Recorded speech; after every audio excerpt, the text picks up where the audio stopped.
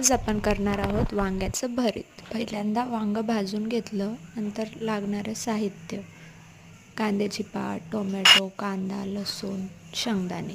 वांगं गॅसवर भाजून घेतलं, त्याच्यानंतर सगळं साहित्य लागणारं कापून घेतलं.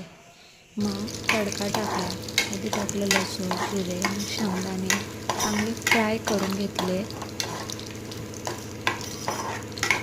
लो फ्लेमवर चांगले फ्राय होऊ द्यायचे.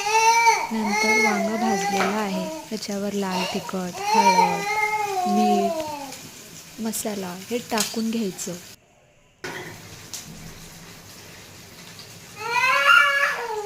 नंतर जे मिक्स केलेलं मिश्रण आहे ते त्या तडक्यात टाकायचं आणि मीठ हलवून घ्यायचं.